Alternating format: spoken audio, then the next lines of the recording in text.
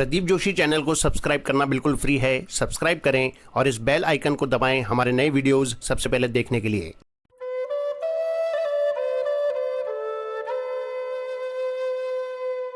स्वामी रामसुखदास जी महाराज को शत शत नमन। आज का विषय है तत्व प्राप्ति के दो साधन। महाराज जी के शब्दों में, परमात्मा तत्व की प्राप्ति के साधन दो प्रकार के हैं, क्रिया प्रधान और विवेक प्रधान। क्रिया प्रधान साधन में अभ्यास की मुख्यता होती है और विवेक प्रधान साधन में विवेचन की मुख्यता होती है। इन दोनों में से किसी भी साधन को करें, अंत में विवेक की मुख्यता से ही परमात्मा तत्व की प्राप्ति होगी। कारण कि क्रिया का तो आदि और अंत होता है, पर विवेक का आदि और अंत नहीं होता। अतः परिणाम में क्रिया का तो अंत हो जाता है और विवेक तत्व बोध में परिणत हो जाता है। विवेचन का स्वरूप है गहरा विचार करना कि तत्व क्या है। विचार करने से जो अतत्व है उसकी निवृत्ति हो जाती है।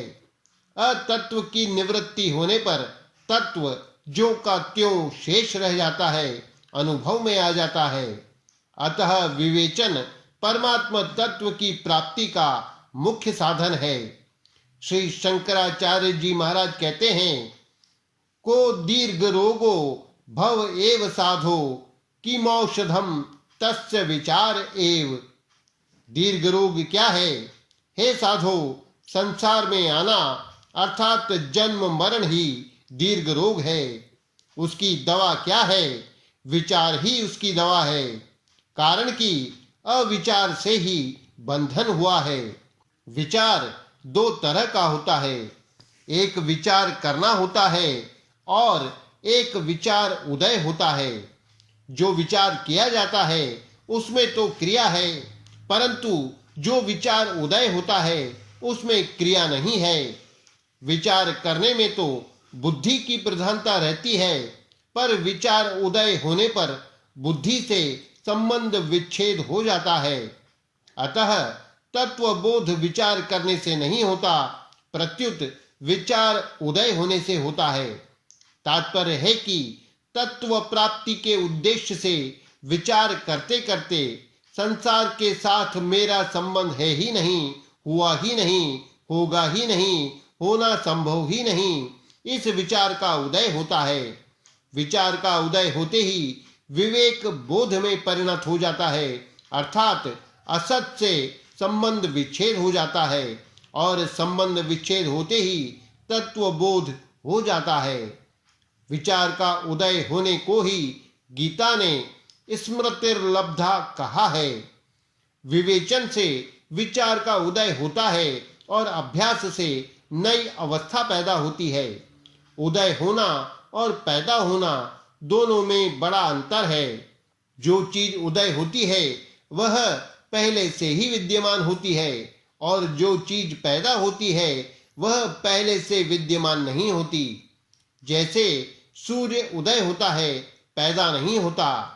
हमारी आंखों के आगे से आड़ हट जाती है तो उसको सूर्य का उदय होना कह देते हैं, और आगे आड़ आ जाती है तो उसको सूर्य का अस्त होना कह देते हैं। जिस जगह से सूर्य का उदय होना दिखता है उसको उदयाचल कहते हैं, और जिस जगह से सूर्य का अस्त होना दिखता है उसको अस्ताचल कहते हैं। वास्तव में प्रत्येक जगह ही उदयाचल और अस्ताचल है।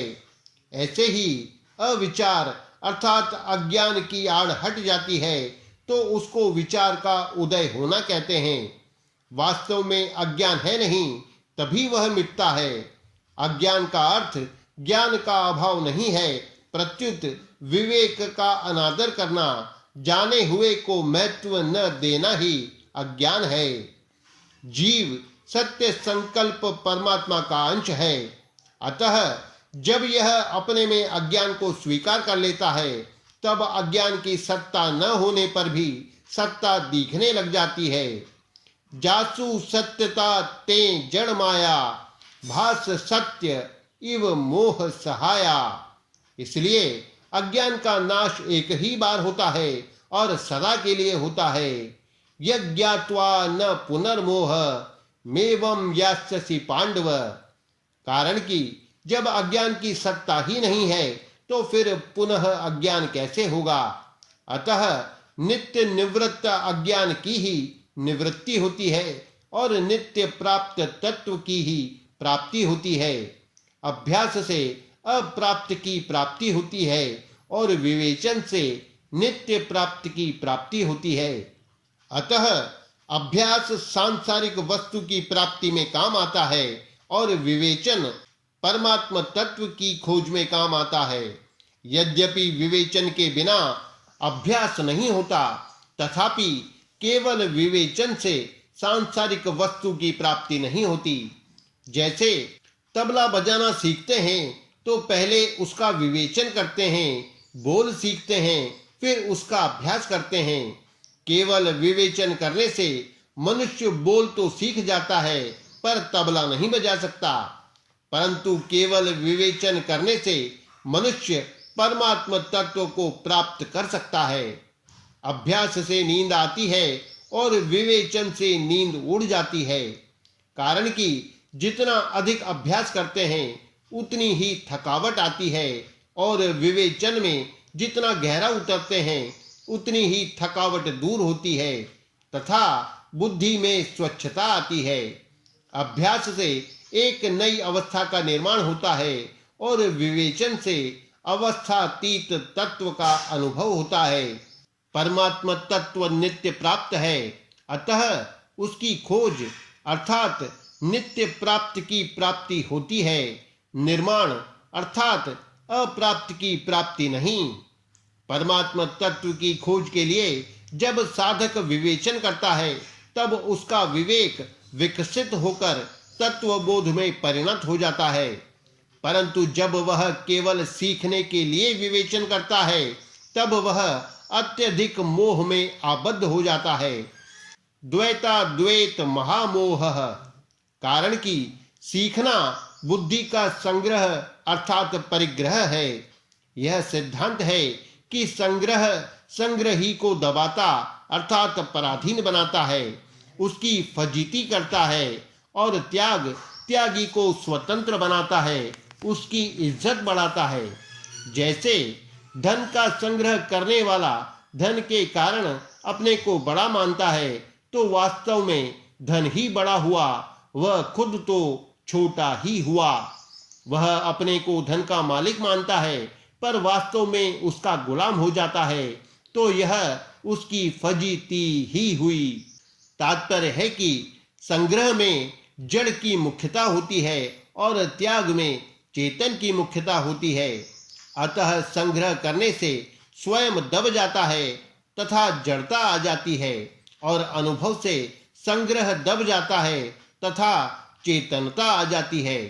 संग्रह कितना ही क्यों न हो सीमित ही होता है, पर त्याग सदा असीम होता है।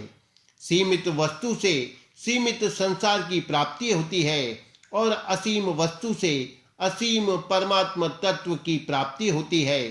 अतः साधक को परमात्मा तत्व की खोज अर्थात अनुभव के लिए विवेचन करना चाहिए, बुद्धि के संग्रह के लिए अर्थात सीखने के लिए नहीं।